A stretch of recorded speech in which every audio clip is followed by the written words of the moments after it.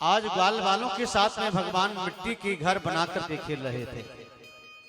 मिट्टी के घर बनाते थे और फिर तोड़ देते थे। घर बनाए और तोड़े, घर बनाए और तोड़े।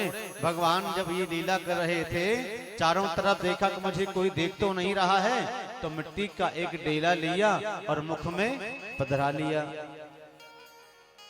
जब मुख में पधराया तो ग्वाल वालों ने देख लिया। ग्वाल वाल कहने लगे, अरे कन्हैया, तूने माटी खाई है, अब तेरी हम शिकायत करेंगे मैया से जाकर। ग्वाल वालों ने जाकर के मैया से शिकायत कर दी। मैया तो यशोदा, तेरे लाला ने आज माटी के डेला खाए। बोले अच्छा, आज आने दो। भगवान आए, बस बड़े उदास मायूस होकर के आए। मैया ने कहा तो आज आ जाए यहाँ। मैं कहा सुन रही हूं लाला, आज तूने माटी खाई? बोले कि नहीं मैया। मैया ने लाला को कान पकड़ लियो और एक हाथ में संटी मारने के लिए डरा रही है। मैया देखो, दुनिया का डराने वाला आज मैया यशोदा की डर के मारे कन्हैया चुप खड़े हैं, मायूस खड़े हैं, डर रहे हैं।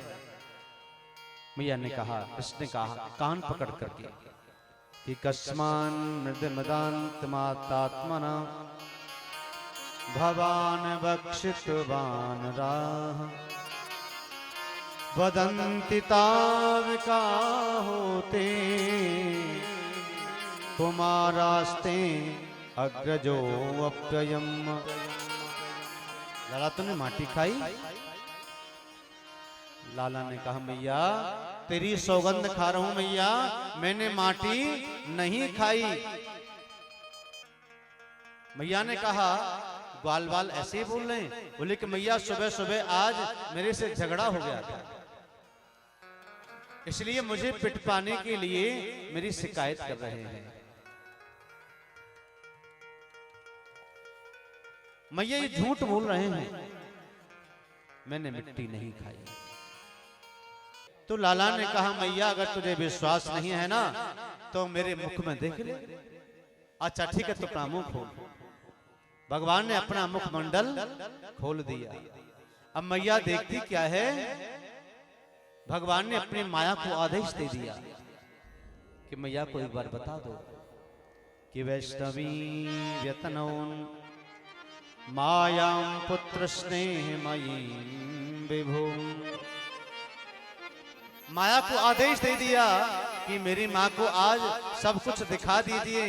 जब मुंह देखा तो मैया तो देखती की देखी रह गई, हक्का बक्का सी रह गई। मुखमंडल में देख रही है, पूरा ब्रह्मांड का दर्शन भगवान के मुख में मैया ने किया। वो ब्रह्मांड, पूरा ब्रह्मांड, त्रिलोकी का दर्शन किया।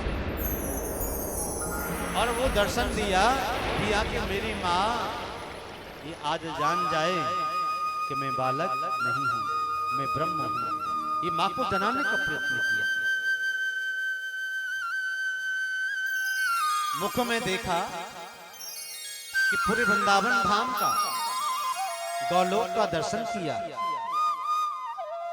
आकाश लोक, पाताल लोक, पृथ्वी लोक, सुतल लोक, सारे तो लोक दिख रहे हैं। और जिस आंगन में माँ यशोदा लाला का कान पकड़ करके खड़ी है, उस छवि का, उस झांकी का भी दर्शन भगवान के मुख में मैया दर्शन कर रही है। जब ये अद्भुत दृश्य का दर्शन किया माँ यशोदा ने, तो मूर्छित जैसी हो गई, डर गई, भयभीत हो गई और कहने लगी, लाला ये तेरे मुख में मैं क्या देख रही हूं, ये क्या है? तेरे मुख में तो पूरा ब्रह्मांड का दर्शन हो रहा है। भगवान ने अपनी माया को हटाया। तब लाला ने कहा, मैया अब तूने देख लिया ना, मेरे मुख में मिट्टी नहीं निकली। तो मैया ग्वाल वाल सुबह सुबह आज यही सोच करके आए थे कि हम तेरी आज मैया से पिटाई करवाएंगे। मैया तो मूर्छित हो गई। भयभीत हो गई। मैया ने पूछा भी, लाला तू सच बताइयो, ये तू भगवान तो नहीं है, सच बता। और भगवान ने कहा भी, हाँ मैया मैं भगवान हूं, लेकिन अपनी माया से किसी को पता नहीं चलने दिया। ये मिट्टी का तो बहाना था, ब्रजराज को पवित्र करना था भक्षण करके। तो लाला ने कहा, मैया जिसको तू मिट्टी कह रही है ना, वो मिट्टी नहीं है मैया, वो तो ब्रजराज है। ये ब्रजराज मुक्ति देने वाली है। उसी समय मुक्ति देवी वहां आ गई। उन्होंने कहा कि मुक्ति देने वाली ब्रजराज है, तो फिर मेरा क्या काम है, बोलो मैं क्या करूंगी। तो भगवान ने कहा, मुक्ति कहे गोपाल सो मेरी मुक्ति बताए। भगवान ने कहा कि ब्रजराज उड़ मस्तक लगे, मुक्ति की मुक्ति हो जाए। हे मुक्ति देवी, ये जो ब्रजराज है ना, ये साधारण नहीं है।